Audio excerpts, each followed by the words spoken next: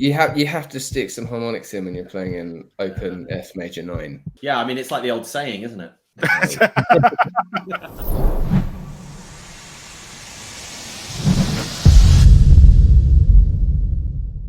Hey everyone, Nikki here, and welcome to the Riff Yard. Today I'm joined, as ever, by my main man, that is Rodders from Just a Ride. Rod, how you doing, man? I'm good. I should have lifted this hand up. You should have. Always, maybe both hands next time. Both hands. I'm innocent. And today we have today we have a very special guest and my good friend, Mr. Billy Joe Clarke. Dude, how you doing, man? Yo, how's it going?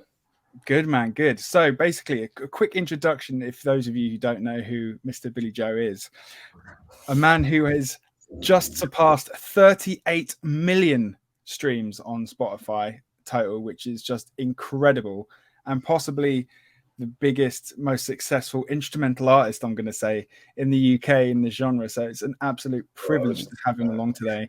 We're going to chat about this interesting genre of instrumental music and how it works, how Billy got into it, and also how it ties in with Spotify. As we've said before on Riff Yard, we're big Spotify proers. We love Spotify and use it for what it is and understand how it works. And today we're going to talk about that in depth and use Billy's experience as well as mine and Rod's experience and talk all things awesome Spotify. So how did you initially fall into the genre of instrumental music? I just kind of fell into it a little bit. I got fired from my job. It's just always fun. I had quite a bit of time, and it was a good summer that year. And I don't know. I listened to a fair amount of that stuff anyway, just from, I don't know, being a little bit of an anxious person here and there, and like it was almost like therapy for me to just sort of just write some stuff to myself. And then I, after getting fired and stuff like that, had a bit more time, had some cheap recording equipment. I was just sitting outside and recording some stuff, and that turned into my first single. And I thought, screw it, I'll release it. And then, the rest has just been hard work and promo, really. But, yeah. Was there anyone who'd kind of talked to you about like the concept, because ultimately, it's really about kind of playing the game that Spotify wants to play. And, instead, Spotify is ultimately a system or a piece of software that matches music to people's needs. And people often forget, like a lot of the time, people's needs, and I have this all the time when I'm working, I just want something chill, just on in the background so I can focus on my work. And you've kind of seen this with artists. I think Billie Eilish was one of the first that was like, I'm going to make music that people can sleep to, because ultimately it's the number of streams you get. And you see bigger artists now, Metallica, when they relaunched they did the anniversary version of the Black Album, and it's like 400 tracks, because it's this idea of, it's about people listening to the tracks and listening to the tracks and listening to the tracks. So when you kind of went into this, were you doing that from that mindset of, this is a successful genre, this could be a way maybe to begin with to supplement my income or whatever? Or was it like, I'm really into instrumental music and I just want to put it out? Beer money. Initially, Nice. it was beer money. Like I said, I'd just been fired. I didn't have much going on. I was just doing the slog of like looking for jobs and stuff. And so it turned into like, need some beer money, So I saw some success stories around the time as well. People who have been really lucky to work with myself, like Lance Allen. He's amazing, incredible guitarist, and like I'm incredibly like thankful to sort of be able to work with like people like Lance and whatnot. And I actually got in touch with him when I was starting, and he was actually really helpful. And that helped a lot. He gave me a lot of advice when I started, which was really nice. But considering he was up and coming to be like huge about he is now, but like at that time, like doing interviews and stuff with CD Baby and stuff like that. So it was really nice of him to sort of take a little time.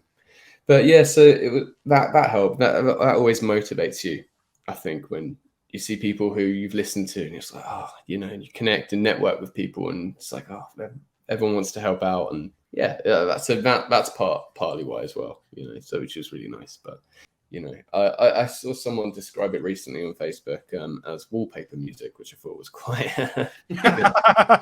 you know, like, you know, it's just there in the background, but you know, paying my rent, you know, but it's, you know, like at the same time. So, and I really enjoy writing it. It's yeah, it's very chill, and like I said, I started writing it just because it helped chill me out a little bit, you know. So it's quite nice to have that, you know, and that's now my job, you know, at the moment. I'm just riding that train while I can, you know. It's probably not going to last forever, but you know, fingers crossed.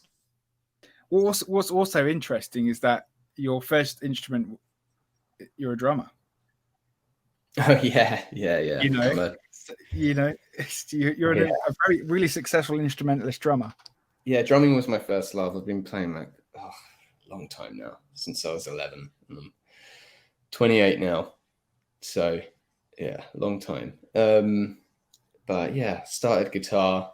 The only reason I started playing guitar was during my GCSEs, just to help me pass my GCSEs. That was it. But, and then write as well. I love writing. I'm not a very technical player, drums or guitar wise, I don't think myself, but like I consider myself a songwriter, you know, like I love writing, I love composing, just and just that creativity. Like I've been in bands and done covers and whatnot, and it's fun, you know, but it's not the same as like playing your own songs and writing.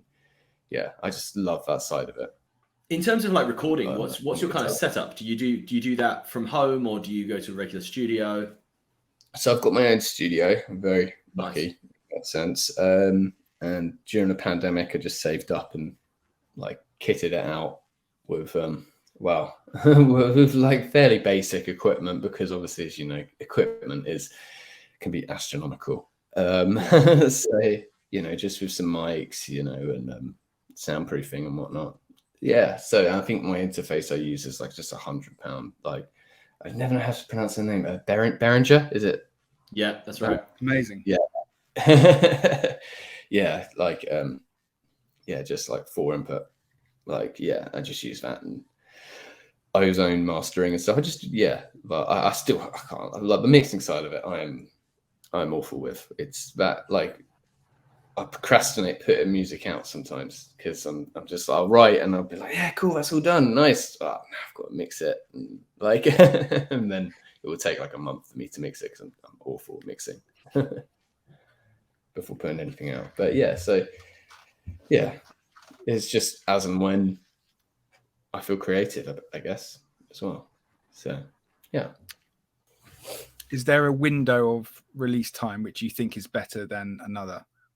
Because I remember you said to me at one point, you're like, when you reach your optimal is managing to release music every 2 weeks, and I was like, sounds nuts. I've tried to be more organized this year, and I have got a release pretty much every 2 weeks until June. Wow. Now, but I just had a few tracks as well, like on my computer, you know, I'd forgotten about as well, which did help with that. But I know some people who are really strict with it, and like they just release, like some people release every week, and it's like crazy inspiring how they do that. Like, because I can't. Like, they release like quality as well. It's not, you know, so like, yeah, I can't do that. But but yeah, I've got releases up until June now, and then so right now I'm trying to write for the rest of the year to release as well. How much of your writing process is influenced by, I guess, sort of the trends in the genre? You know, I notice, you know, you've got a lot of, you know, you're on quite a few of the editorial playlists, and you run some of your own playlists, and then on other kind of creators' playlists as well. And obviously, like with that, there are I guess, sort of demands on kind of, what's kind of popping at the time? Like how much do you let that affect you? Not too much, really. I try and be as creative as possible and try and keep as much integrity in my writing as possible, rather than following any trends and whatnot. And I just I'll stick some like bluesy licks and here and there and whatnot into my pieces and whatnot, rather than just trying to keep it purely like ambient or something. I'll like be on like all over the A minor pentatonic scale, just about the extent of my technical ability. But it's so I don't really let it. But at the same time, I do try and keep a lot of space in my tracks, and I think that's very important within the genre to try and make it as spacious as possible. I'll like do a collaboration, and the first draft will be like all over the place, like soloing over everything, and I'll just have to like cut like loads of bits out and like do it again. Like just because just use my ears basically. It's in short, the way I see it is like if I want to listen to this while I'm chilling out, having a beer, or going to sleep or whatnot, then it's ready for release. So you've got a song that you're going to preview with us today? Yeah, it's called Reminisce, out on the 14th of April. That's my next single.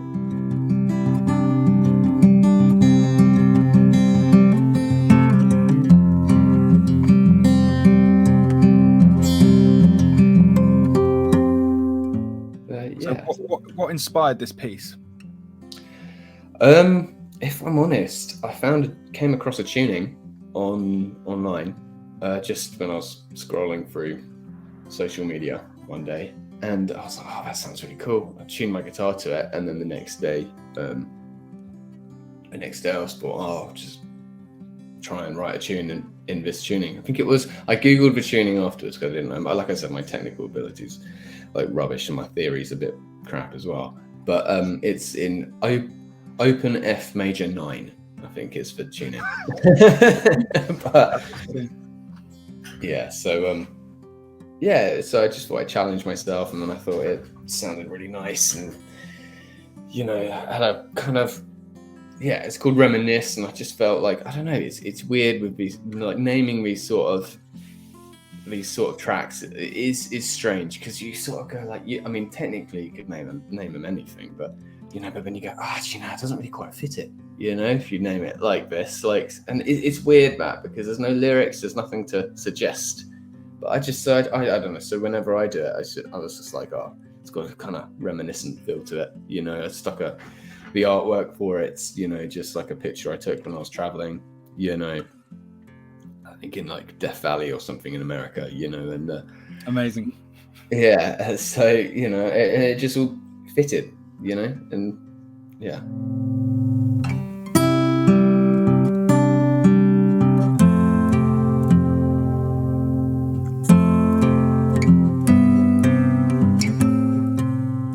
I love acoustic guitar harmonics, so I was chuffed with that. You have to stick some harmonics in when you're playing in open F major 9, like, it's got to be done. Yeah, I mean, it's like the old saying, isn't it? Yeah, exactly. That's great. So man. something I find really interesting, I guess let's talk Spotify, but there are so many musicians who I guess just don't get it, and they moan and bits, and they moan about all sorts of things. But I don't know, something that I've always thought, and I feel like you're very much a representation of, is it's like, what do you want? Do you want to make it as a rock star? Because very few people do that, right? But you can make it as a musician who earns their living doing what they love. And for me, Spotify is just one of the tools that's around now that wasn't around 20, 30 years ago, and it's rather than being adversarial about it, embrace it and think about what it is that you can do with it, because I think the opportunity that people have to make their living from music, or at the very least to supplement what their interest is bigger than ever before. Oh, absolutely. And especially with Spotify, I think I read something just the other day, actually, that it had like 48 million monthly listeners all streaming, which is absolutely nuts if you think about it. And they pay out like 7 billion a year to artists. So exactly, it's just a massive, like, huge potential for growth there, because it's just such a like worldwide platform. So I'm very thankful to for like streaming services like Spotify and whatnot, and it's very user friendly as well, which makes promotion like a lot easier. And they're constantly coming out with some cool features as well to try and help the artists, it seems. So I'm very grateful for what I do, and the time we live in a way. Like, I mean, this sort of music, especially, back in the 80s, you're not going to be selling CDs realistically of this. You might be licensing it to a spa or something, or libraries and stuff, isn't it? Yeah. Library music, you're not going to be making a living from this sort of music at all, or maybe to say the number of people who are able to was an absolute fraction of what it is now. Oh, absolutely. Absolutely. So I'm very pro Spotify in that sense. Same. They pay my rent. So let's get into the Spotify thing. We're going to be talking about how you can utilize it as an artist, because again, what Rod was alluding to and what you've just said as well is I really don't think people actually understand what it is. It is not a record store. It's very much, to me anyway, how I view and how it operates as a user, not as an artist. How it operates as a user is, to me, it's like going to the library when you're a kid and you go and rent a book for a week and then give it back. Did the owner of the book get upset about that? No, they'd be like, there's people reading my books. Yeah. There's people that read my books, gaining fans, and they go, do you know what? I love that book so much, I might go and buy a copy, or I might go and see what other stuff they have. To me, that's how it works. And at the front desk of a library, you'd go, this week's hottest picks, the new fiction, new fantasy, new biographies, autobiographies. So for me, I view the interface of Spotify with that premise in mind, and it's a system that has worked for quite a long time as a library. To me, it's a system that doesn't need to be fixed, because the premise and the practice of that already work. So you open the app just as like you would go into a storefront, and you'd go, right, this library is not only just catered for the world, this is catered to me as an individual. It knows all my likes and dislikes. It's fantastic. So I go, what? It's 9:00 in the morning. I'm about to go to the gym. I want some metal. What's the latest metal? It goes, here you go. Check these out. And you go like, yes, I will. Bang, and you're in. I don't understand where the issue lies, really, as an artist, where someone goes, how's that a bad thing? Yeah, I guess it's just the mentality, isn't it? It's just about changing mentalities, really, towards it. That's a great way of putting it, though. I hadn't really thought of that until a few weeks ago when I saw a comment somewhere of someone saying they don't like borrowing music, and I was like, oh yeah, it kind of is borrowing music in a way. You're paying a monthly subscription, just like you say. But I always like, if I really like an artist, I'll buy their vinyl anyway. I've got like quite an extensive vinyl collection, and and I like having something tangible to hold. But like, I mean, I can't remember what it was. I think I'd also listened to, as well as like vinyls and stuff, like 150,000 minutes worth of music on my Spotify Wrapped I saw like last year, you know. So the scope for discovery is absolutely incredible, I think, personally. Totally. Yeah, I think that the thing that's really interesting as well is not just people misunderstanding, you know, as artists, kind of how Spotify can benefit them, but also as listeners. You know, you obviously, you know, if you go on social media, you will be, and you're into music, you'll be inundated by requests from bands to listen to something and make sure you like it and blah, blah, blah. And it's like, I understand a lot of listeners will be like, oh, you know, stop telling me what to do. Like, you know, it just seems like a bit of a stress. But the irony is actually, as a listener, if you play the Spotify game, if you put stuff in your own playlists, if you like the tracks, if you follow the artists, what you're actually doing is you're feeding it with the information for it to make better recommendations for you. So I think there's got to be some, you know, and as you know, as a person who's doing, you know, originals themselves and very much in more of the old-fashioned like band way, like I have to think about, you know, how we market things to kind of maybe get that positive side across to people as well. That, you know, it's not just, of course, it's great when you listen to me, you know, I get my ego boost, but it really does help those bands reach new people, and you know, you will get a lot of people who will go, oh, you know what, I don't use the streaming platforms because I want to support the artists. Well, actually, what you have to think about is this is a marketing platform, essentially, you know, and actually you think you're doing the artist good by, well, I bought the CD, I played it in my car. Okay, great. The artist got, you know, £10. Brilliant. But if you were, you know, doing all those listens in Spotify, you're giving the, you know, that algorithm data that is going to say people like X, like music like Y, you know, and are connecting with it and resonating with it.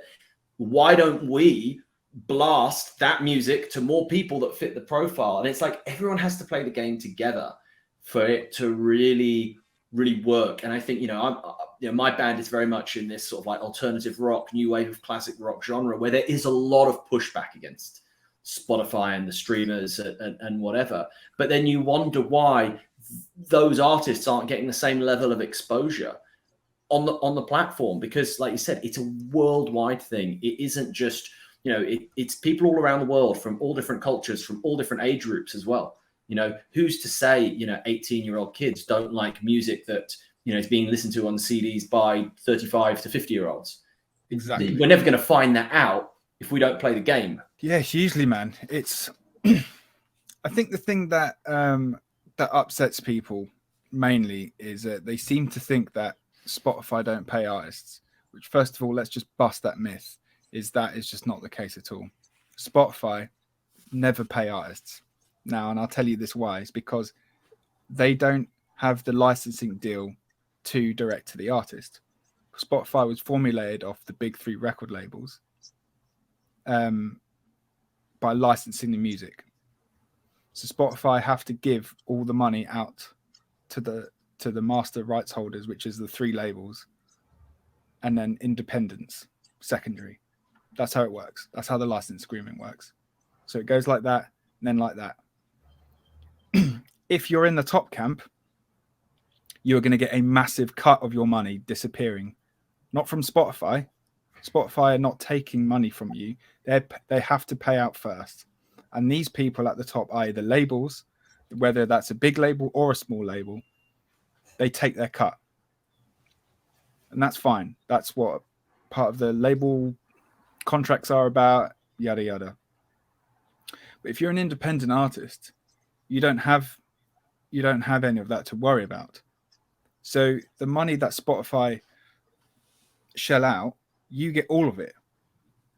Now, a friend of mine, big publisher guy, I remember 8 years ago, he said this amazing little line to me, and it really made me stop and think. He said, if you are not earning money from Spotify or any streaming services, then you've either got a shit deal or no one's listening to your music. And it's one of those things where I was like, absolutely right. You cannot argue that, because if you aren't getting any listeners, you aren't going to get paid. It's as simple as that. Same thing is, you ain't going to get paid from a show if no one comes through the door. You ain't going to be getting merch money if no one's buying your merch, right? So if more people listen to your music, the more money you're going to get. It's a very simple de facto on that. So I think when people get upset about it, you got to think of it, and it's very the thing that my gripe is with that stuff is it's extremely black and white. There's no mystique around it. That's the facts, and when my old band, the Rockadars, was doing well, it was doing all right. It was 55,000 monthly listeners.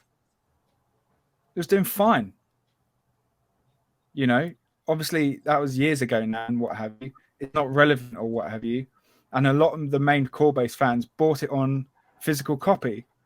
But later on down the line, how's that benefiting me or the people that are in the band?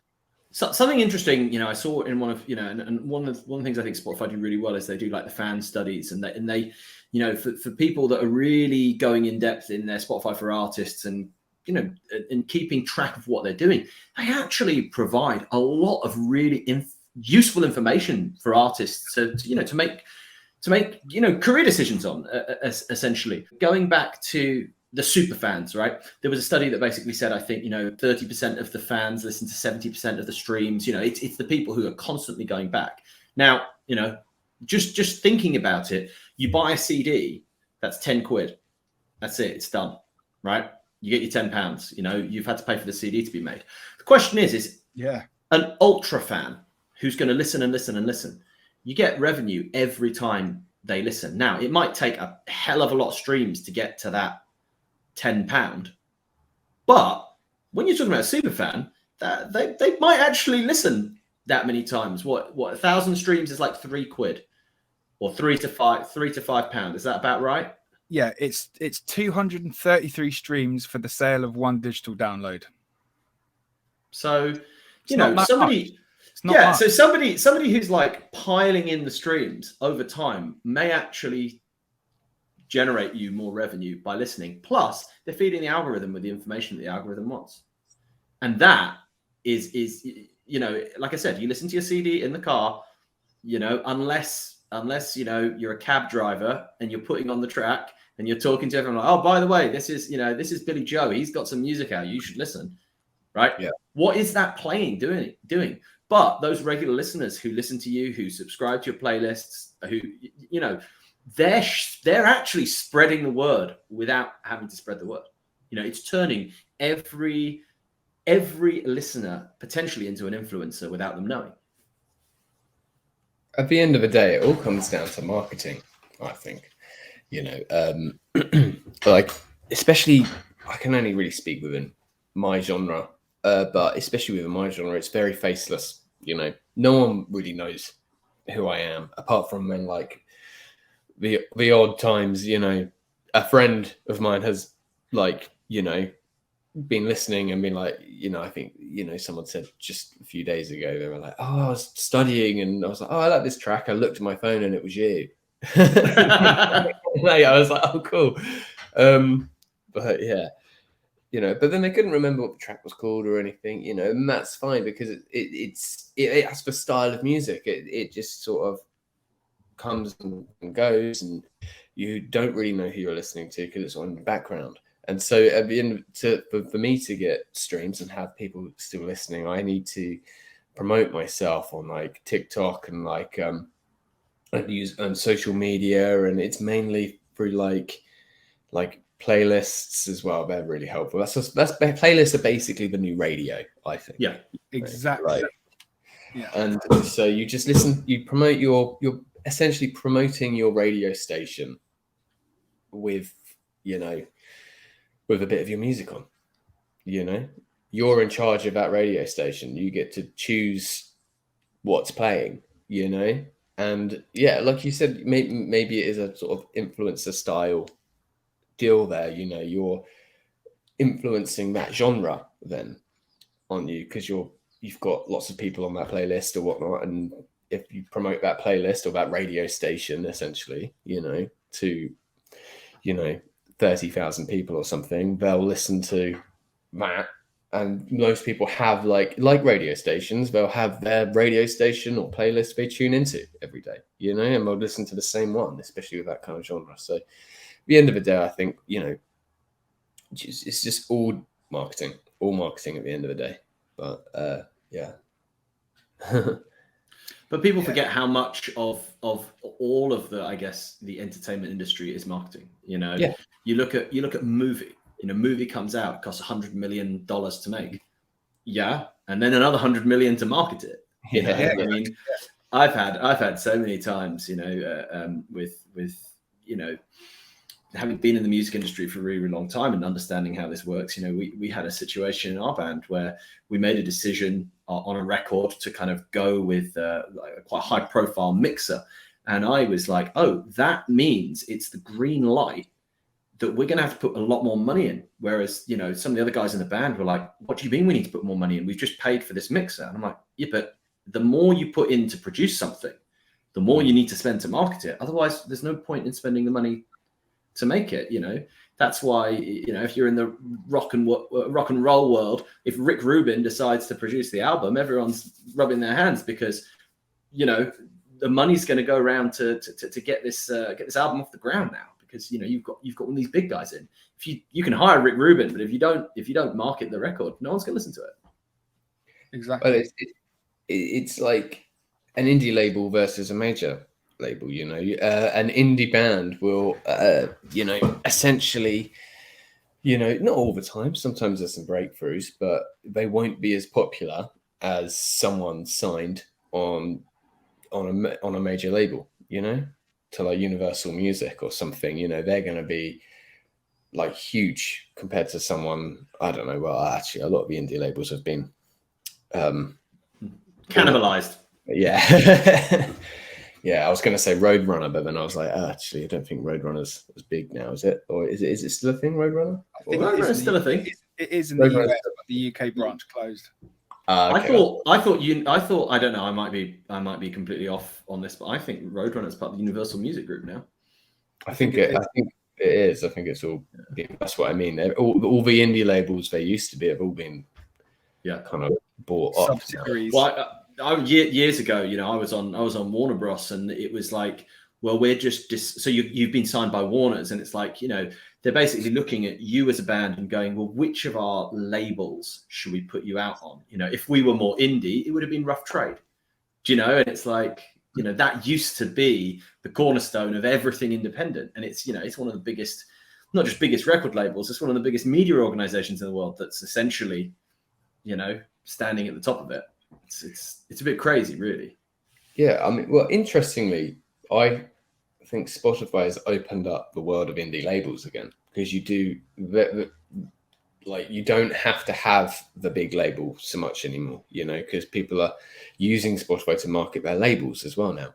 So, and again, using that whole like playlist, radio thing, and then contacts you make, because it's all, at the end of the day, it's all about marketing and like, like I said, and like networking, but so. And I think that's a great thing. I think, it's opened it up to so much more like indie and independent, like self-owned labels.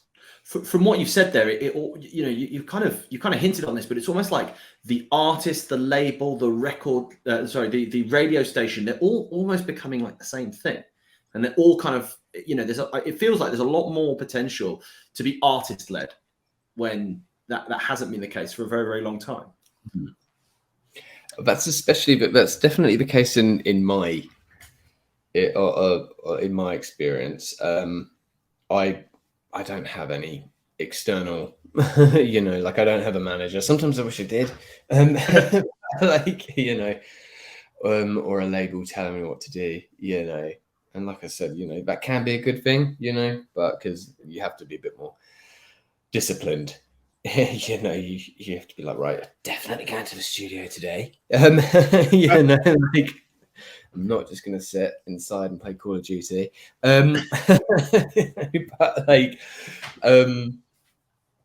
Yeah, so you just be more disciplined without a label, don't you? But yeah, it's very much like, in my experience, I do everything. You know, I have a few songs out with some you know, some independent cell phone labels, but again, it's the same for them. They're like a small team, you know, and they do everything, you know, like you know, but then a lot of the times, you know, you still do your own promo for that and stuff like that. You know, they just have like you know, the network and work like that. So you know, like I led like that in that way a lot of the time. But I love that. I love how like independent it is. I just don't like people telling me what to do, really. Like think about it. Just something that really came to mind actually is, you know, you I guess, you know, within especially the genre that you're within, it feels like, you know, a version of its own industry has kind of popped up, and you know, there are people who are able to support themselves and are making careers in this way, and it, to me, it kind of parallels a little bit with, like, you know, what you're seeing, what we've seen in the last 10 years with like YouTubers, and we're getting to the point where, you know, let's say, you know, like a big YouTuber like Mr. Beast, and people are like, well, when is he going to get a TV show? It's like, well, no, he's not. He's in control of what it is he's doing on YouTube. And it kind of feels quite, yeah, exactly. And it kind of feels quite similar with the musicians like yourself who've really embraced what Spotify can do for them as individuals.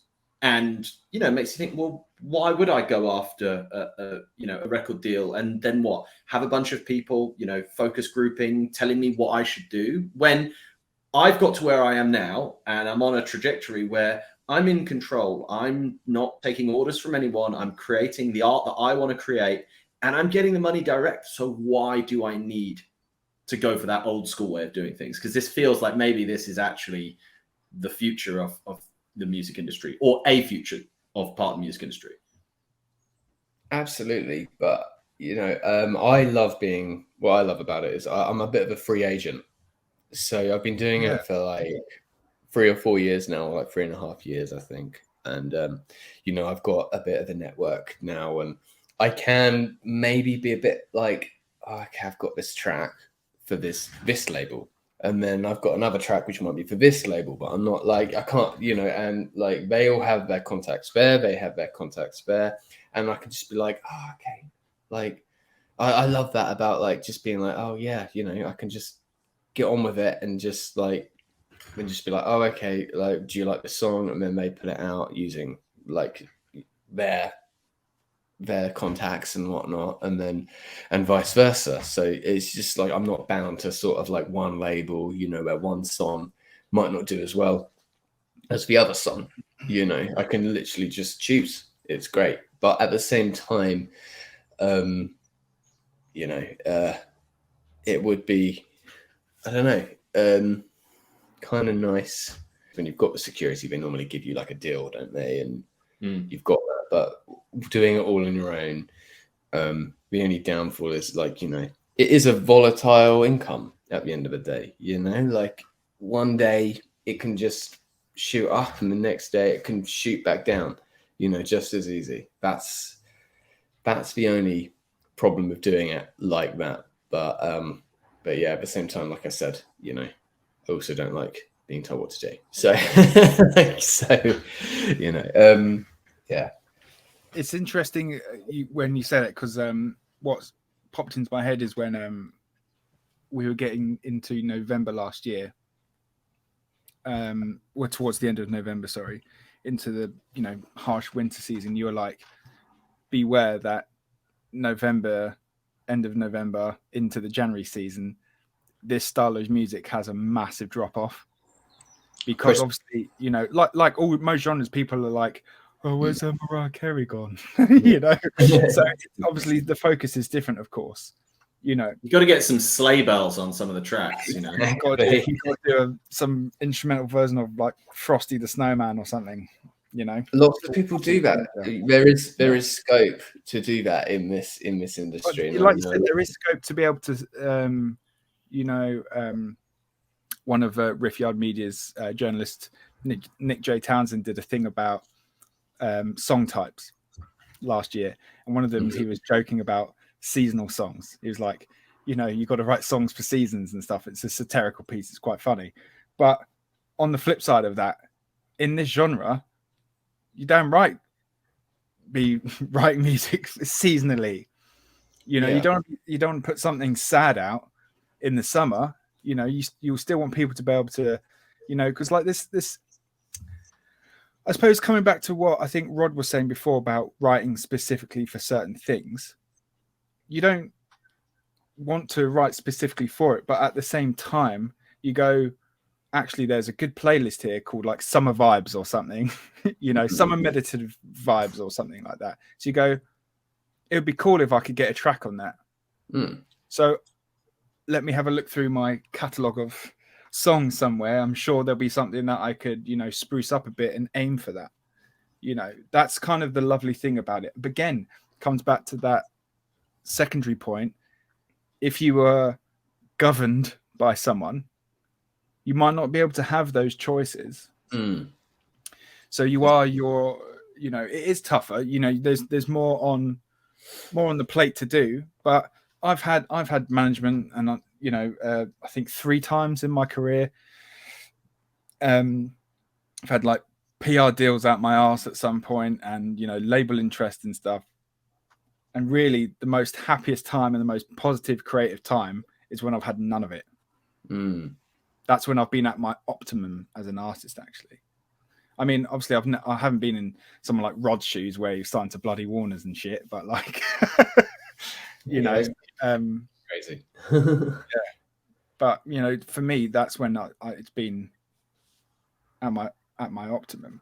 And of course, you got the control over the distribution as well when you're in this thing. So for me, I don't know what you guys use, but I use DistroKid, and I like that it has a direct tie with Spotify. Yeah, and it makes it a lot easier to work with some of the artist liaisons at Spotify, who are great, by the way, for that stuff. You know, so it's interesting, all that, especially the seasonal thing. Well, yeah, I mean, going back to something you said about marketing, like Reminisce, I'm currently marketing as like a chill summer sit around the campfire kind of track, you know, and marketing it that way, like especially on TikTok, because I mean, TikTok's like a wild west of marketing.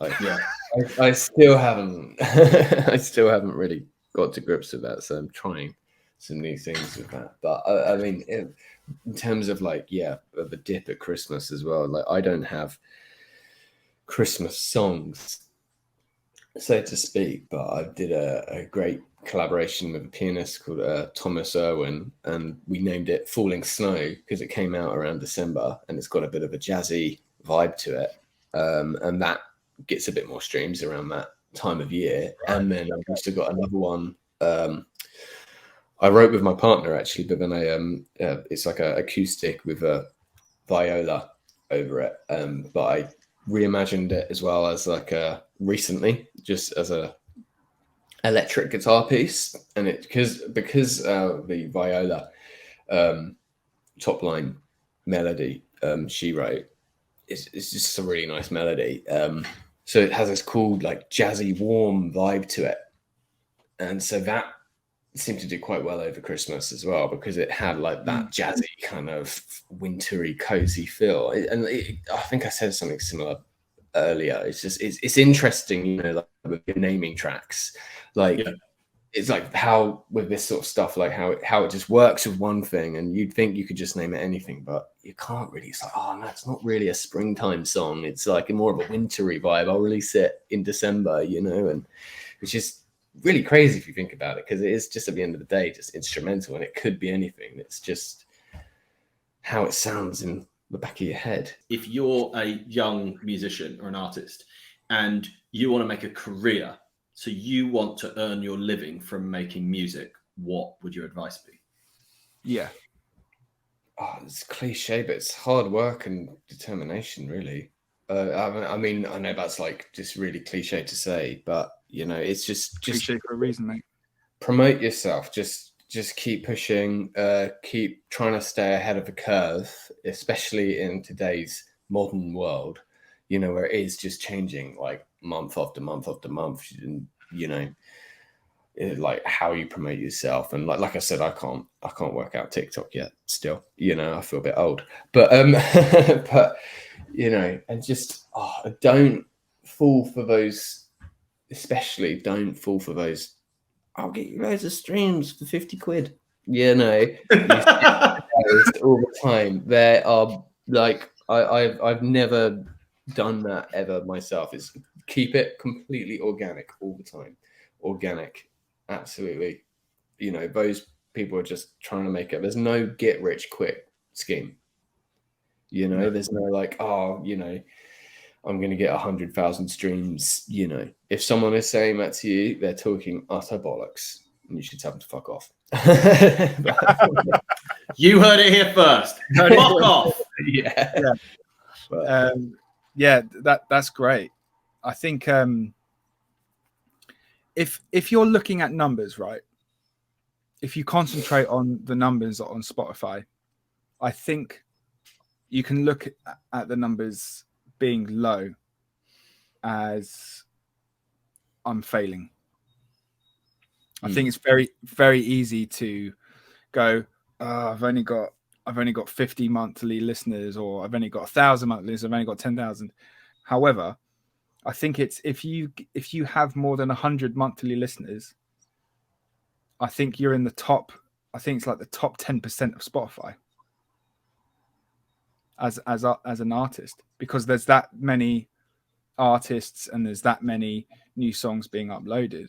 Again, some people go, you know, in fact, actually, I hear this a lot, especially in the UK, actually, and it always gripes me where people go, oh, there's 100,000 songs being uploaded every day to Spotify, and you got to compete with that. And it's like, you're not competing with if you think you're competing with 100,000 songs a day, you're a fucking moron, because you're not. What you're competing with is probably other people in your genre at best.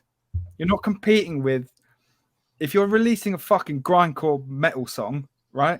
You ain't competing with someone who's putting together a kids ABC playlist. Well, you know, you never know how these micro genres sort of develop. I know what you mean, you know. Yeah, exactly. You know, you're not competing with that.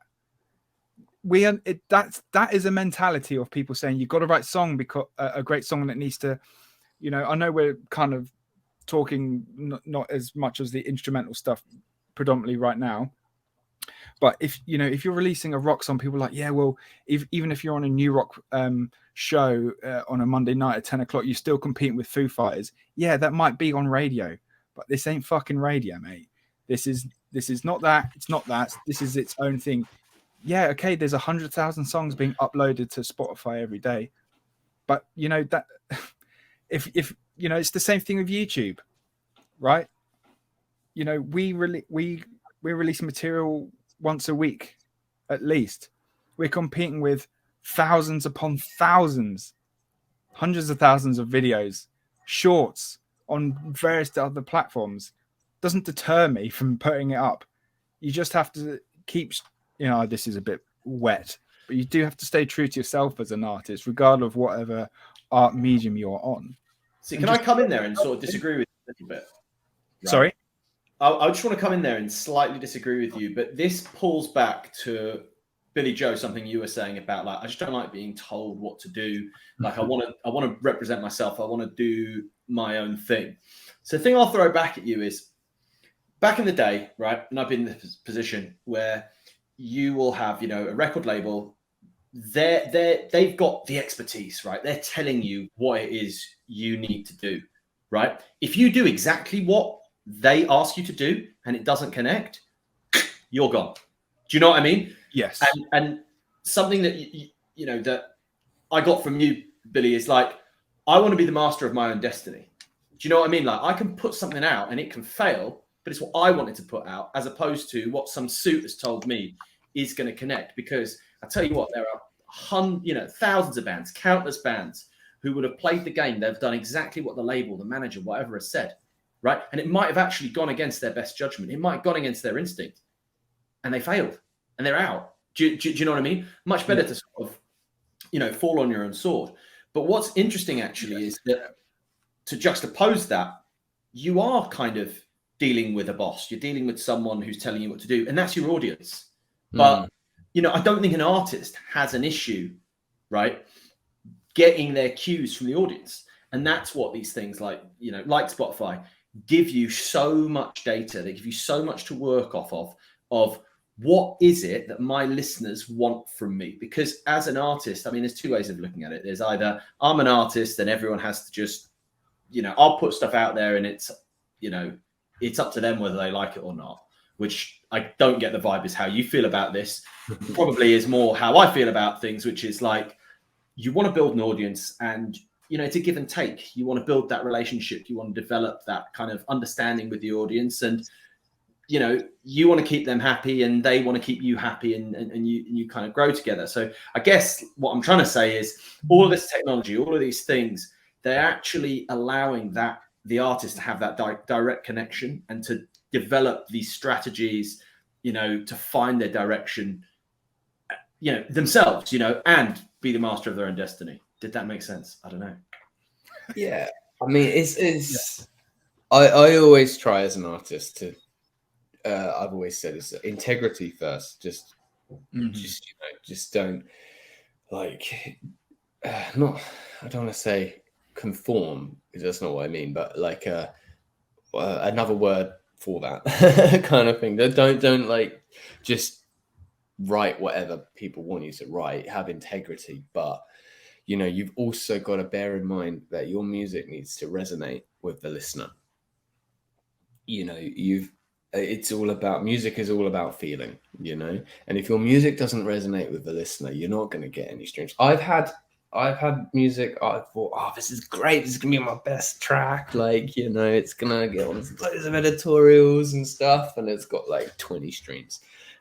You know, and it's like, you know, but that's because that track resonated with me but didn't resonate with the audience, you know. And it's the same with promo at the end of the day as well. Like there's like you say, you know, I think you said earlier, you know, like people were saying, oh, listen to this out now, listen to this. And I feel like even with that level of marketing now, it's best to not even tell the audience your track is out. Essentially, it's just like, it's more of a like kind of, because there's so many bands, there's so many artists in the world now, and which is absolutely brilliant, you know, that more and more people are doing music and whatnot. But, you know, the other side of the coin for that is like, you know, like I said, you've got to resonate with your audience. So it's almost kind of like, you know, you've got to kind of be like, oh, how does this make you feel, rather than like, this song makes me feel like this and it's out now, you know. Like, you've kind of got to try and, does that make sense? Or am I talking? Yeah, absolutely. Yeah, no, 100%. I think it feels like just across, whether it's you know, YouTubers, whether it's movies, whether it's music, what connects is like, we're in the era of authenticity. You know, everyone who's successful has an air of authenticity about themselves, or let's say anyone who's just blown up, you know, and has that perfect balance of, you know, having a connection with their audience while at the same time being kind of true to themselves. Because now more than ever, that connection the audience has made with you is because they like what it is that you are, as opposed to this product that maybe, you know, a bunch of people have kind of put together and pushed out into the world. Because that's the hardest thing to maintain. You know, if you're essentially representative of an act or of a persona that isn't you, it's very hard to keep doing that. Exactly. And people nowadays with social media and stuff, they will eventually see through it. It's all about keeping your integrity as an artist, I think, you know. And I think you said something, Nikki, that like, you know, people who think they're competing against 100,000 songs uploaded a day, I will go further and say no one is competing, whether it be 100,000, 200,000, or 1 million songs a day being uploaded. No one's competing, because we're all musicians, we all have the same end goal. We all started in the same place. You know, Yeah. we are all in the same boat. You know, everyone has the same end goal. It's, you know, you're a team. It's a team effort in a way. You know, like, it doesn't make sense, or it's it's, you know, you're all in the same boat. So just be real. You know, like, no one's, you know. Well, I guess you're bigger in the sense you get paid more money these days, but because it's so accessible to release your music, I've always just thought, you know, no egos, and just everyone is in the same boat, and just like, you're not competing. You just, you know, you know, I saw someone just, like, some people just, you know, even in the genre I'm in, like, you know, like, when you're talking about other people, they, which I thought was quite a nice way of putting it. You know, you're not competing. You're colleagues. You're working together. Say that again, dude, because you cut out. I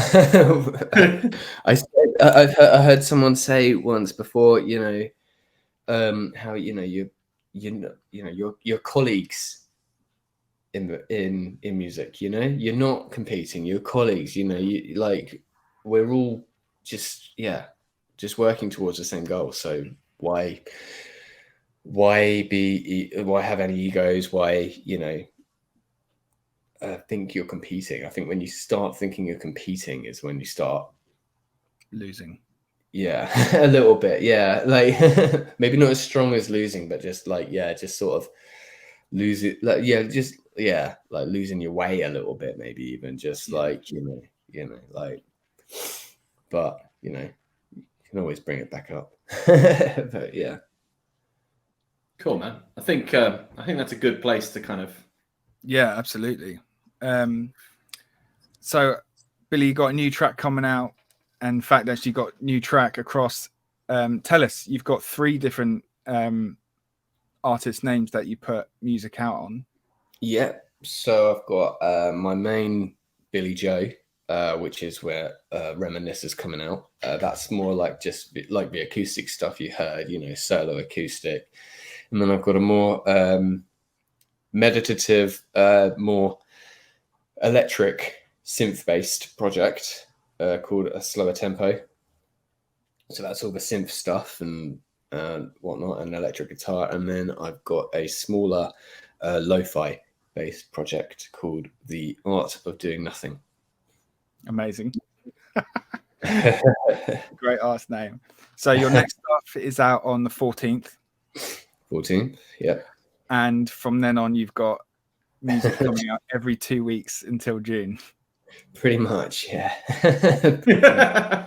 That's amazing. Yeah, not between all those projects, though. So it's not just all on like. Yeah. Of course, yeah. But yeah. That would be balls to the wall. Fucking hell. You imagine having 3. Love, dude. Yeah.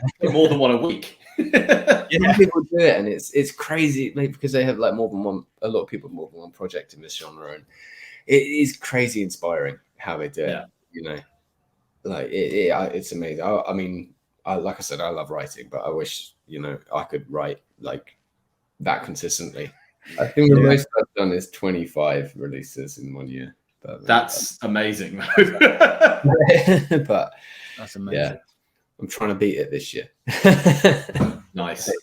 Good luck to it, man. And man.